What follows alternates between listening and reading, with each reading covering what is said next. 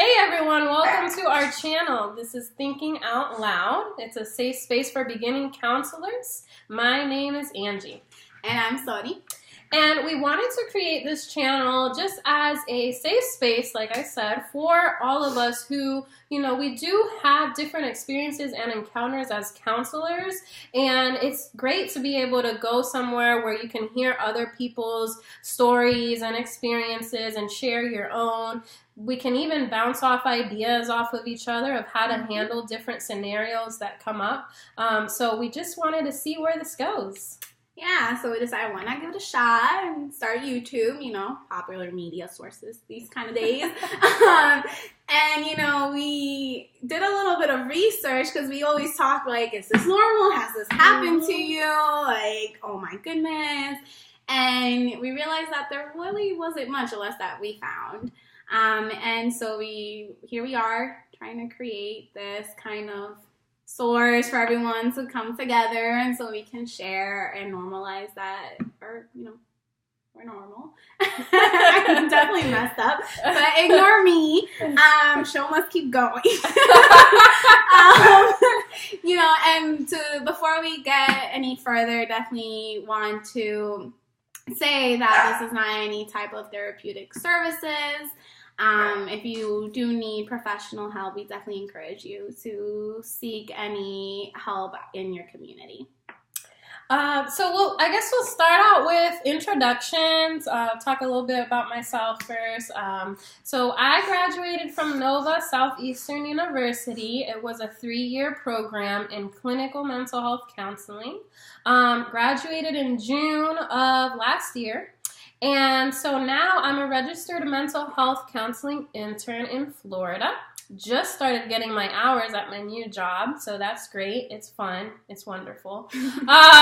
Best part is finally getting paid for what we do because, we had a year-long unpaid internship. That was rough, but definitely learned a lot. And so now not only am I still learning with the work I'm doing, but I'm getting paid. Because you all know we need that money. Right. As counselors, they always say we don't even get paid much. Yeah. So imagine working a year for free.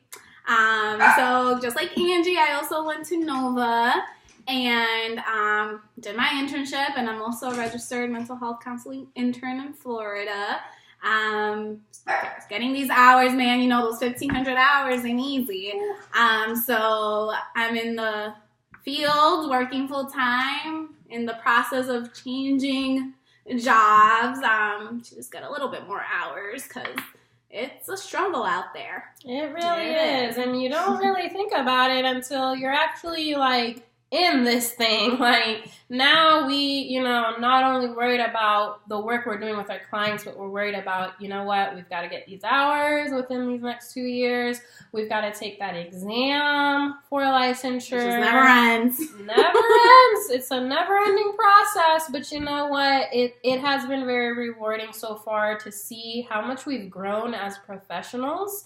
Again, our program was 3 years, so that was 3 years of really cramming in that material, making sure that we can become the best professionals out here that we want to be. So yeah, couldn't have said it better myself. It's 3 years of, reading textbook materials and then doing role plays, which I hated and still continue to hate.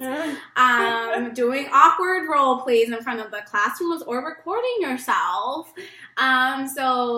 Glad that part's over with. And part of what we kind of want to do is create what happens after school. Yes. And you're all done with all those classes, papers, research, exams.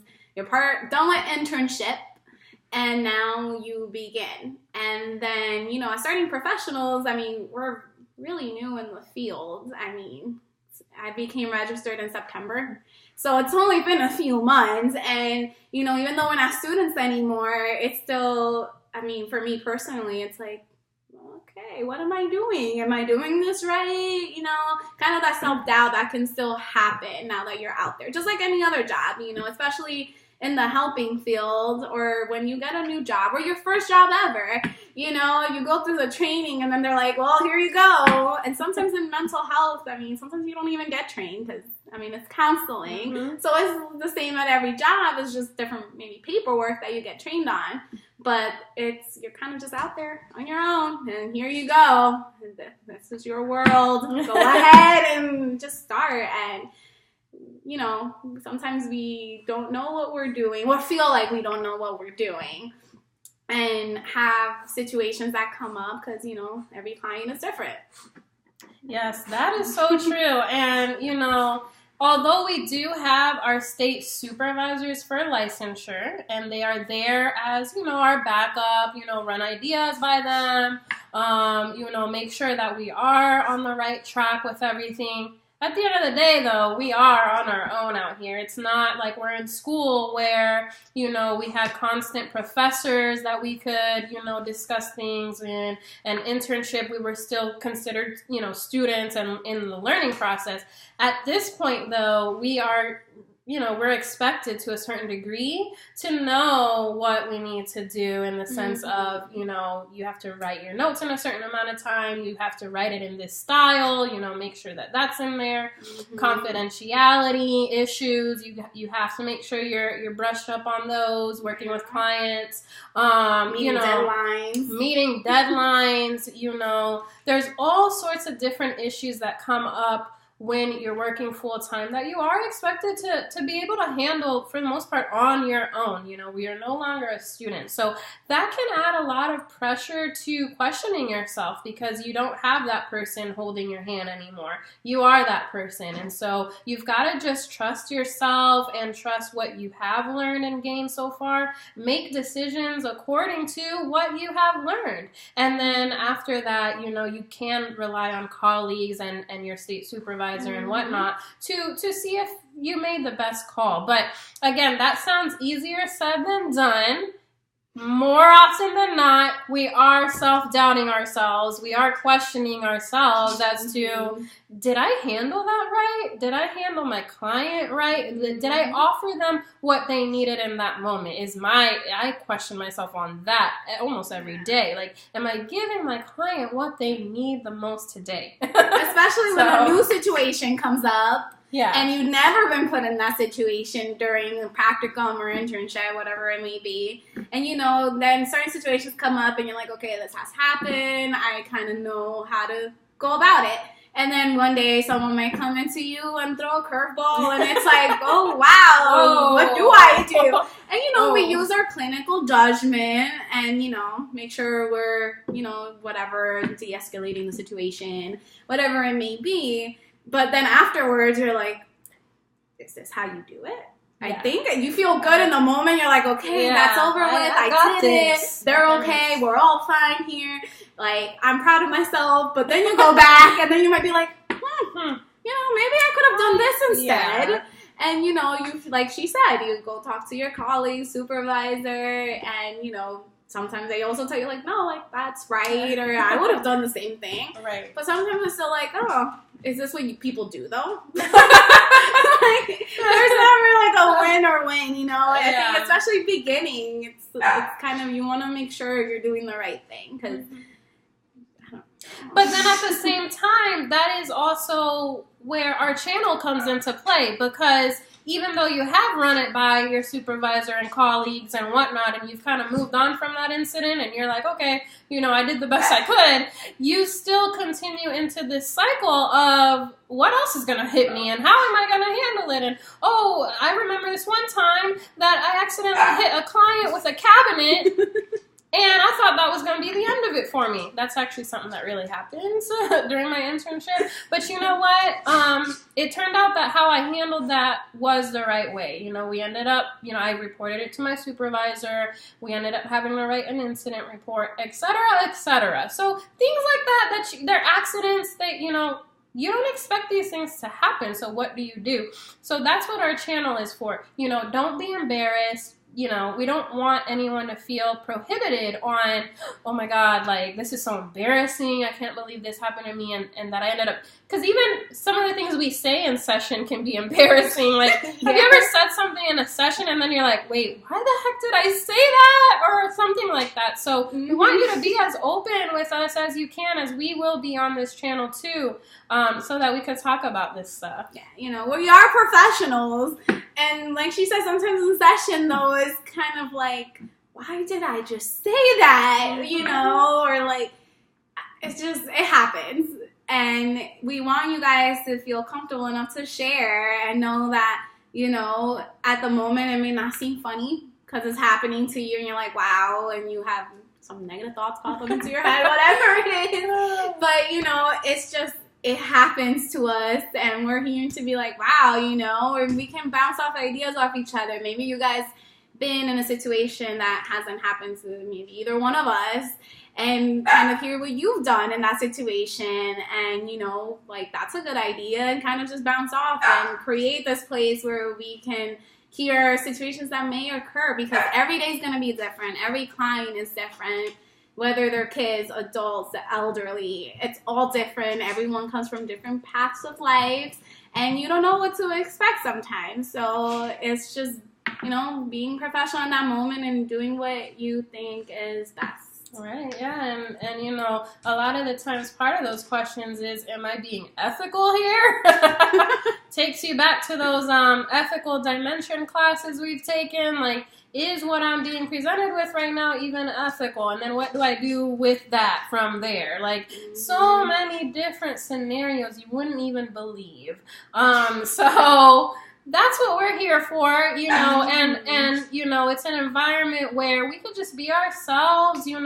Funny things do happen in the middle of our sessions that perhaps, like Soramar said, in the moment, we don't think it's funny. We're kind of at a loss, but then afterwards it is pretty funny. So it's okay too to laugh at different things that happen, because we're humans. At the end of the day, we're not robots. We're not perfect. Things happen, and we think about things in the middle of the session. It's like, okay, I need to refocus. It happens. Yeah, I've got a client here that's talking to me. I can't be thinking about popcorn right now. Like, refocus. Yeah. So. I mean, it happens. Or sometimes, like, when you have young children coming in to see you, kids say some hilarious stuff. Yeah. And some of us are very like, well, by the textbook, I gotta keep this therapeutic face. But in reality, kids say the funniest things, and sometimes it's really not funny, or it could be inappropriate what they say, but not like in a bad way. Just that at the moment it's not the right time to say something. And like, kids have no filter. And that's something I love, because they're just honest to the point.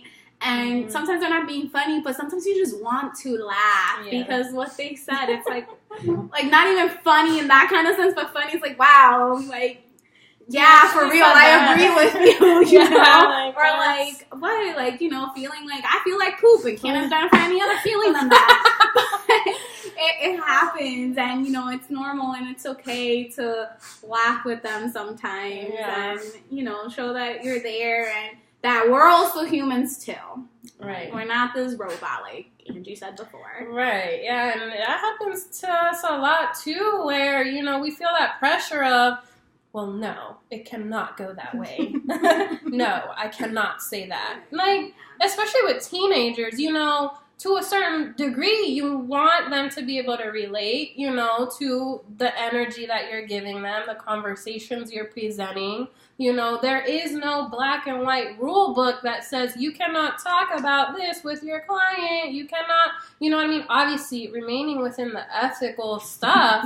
But I'm going to give you an example of what I'm talking about. A lot of times with teenagers, one of the best ways to relate with them is, what kind of music do you listen to, right? Some of them might like Cardi B. Some of them might like, I don't know, one of these rappers out here. I'm not going to lie and say I don't know who these people are. I know who Cardi B is. And, do I like some of the songs? Yeah. So I don't see where we could go wrong in terms of, within the ethical guidelines that we are responsible for. I think to a certain degree, every therapist is different. We're all open to different things of how we talk to our clients.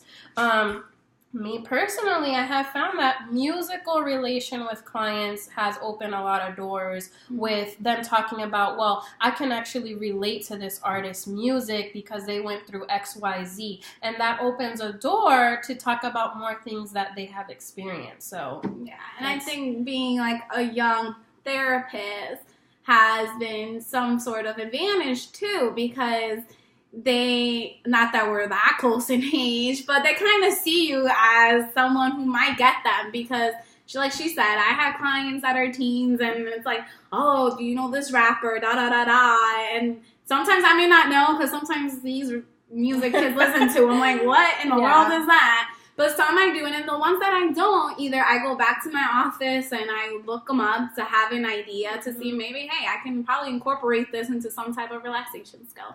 And or like I have them pull out their phone in session and be like, oh, like let me see, as long as it has no profanity, I'm fine. So kind of just talk why they relate to that artist, what songs are their top favorite, you know, there's some that like country and I personally don't really listen to that, so I'm like, oh, okay, and I go and I get a little bit more information on that artist, kind of see why it speaks out to them. Or I love quotes, I'm very big on quotes, and you know, I have clients who like that too, and we can share quotes and how we interpret that quote. And it's just good building that rapport with them. It's a good way to build that, because teens are teens at the end of the day. They like the same, like, not the same music as we do, but we know who they are because we're like updated on that kind of stuff. And so I think it just really helps build that therapeutic relationship with teens.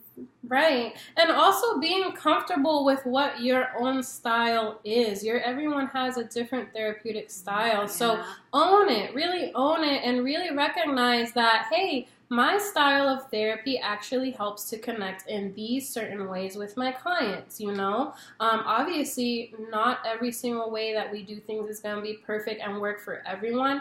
But at the end of the day, you know, it is important to feel confident in, you know what, this is how I like to work with my clients.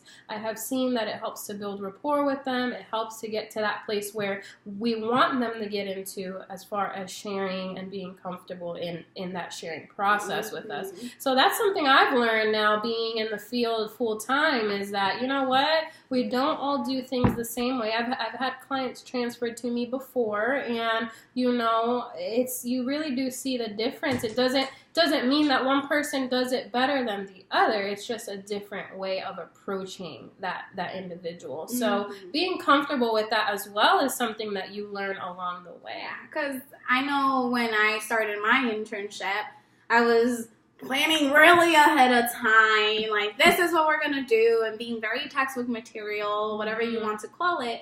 And as a few weeks or months passed by, I realized, like, you know what, that's not my style at all. Like, because you may go in with a plan and the client goes somewhere completely different, or something happened and like you're like, okay, like this has to be the focus of the session, or whatever else might come up. And so it's kind of like, well, there goes my plan, and then you may feel stuck. So I learned you learn your style as you go. There's things that you may incorporate later on, or things that, you know, you can change, or it just stays the same. You know, I realized like I'm more a little bit laid back. I'm not going to sit there and throw big words at a child just because that's clinical. Like, you have to dumb things down, as they say. And I would like to say I'm an expert at dumbing the things down for now. So it's, you know, it just makes it, therapy should be something that you enjoy doing, that doesn't stress you out to the point where, oh my goodness, I don't know what I'm going to do. What am I going to do? Oh, I didn't plan for this client. Like, how is this going to go? Because you're just going to stress yourself out. And then during the session, you may not actually be present there, I think. I agree. And that's very important. It's fine if you didn't plan anything, but are you present with the client? Are you there willing to really open that door of okay, maybe I didn't come prepared, but what door can we open on what we can work on today? That's very important. And so again, just wrapping it up, that's really what our channel is. We're going to just throw topics out there that may or may not be relatable to you as a professional in the field. And we also do want to hear from you. So if you have any ideas for topics or just experiences that you want us to talk about more, or even questions for us regarding our experience about something, you know, we're open here. That's why we created it. We want to, you know, be open and you know, have some fun here too, and lighten things up, you know.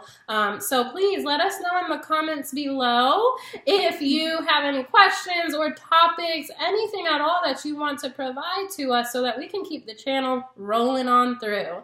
And so we look forward to that. Also, if you want to share the link to our channel, feel free to do that as well. We do want to have a lot of viewers to really get to know us and really be involved in our online community.